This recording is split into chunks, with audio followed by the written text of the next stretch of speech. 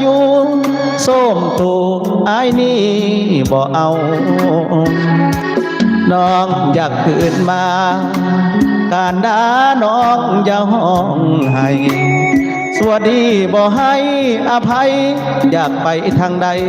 ก็แล้วแต่เจ้าบ่ไม่เข้าทิ่มสมนำหน้าเจ้าเด้นงเหงาอยากกลับมาหาผัวเก่า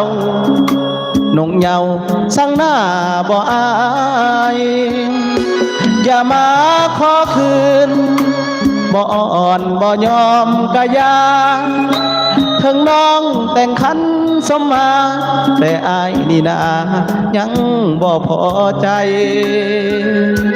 จำไว้เด้อล่ะนี่คือบทเรียนยิ่งใหญ่ขอบอกนวลน้อง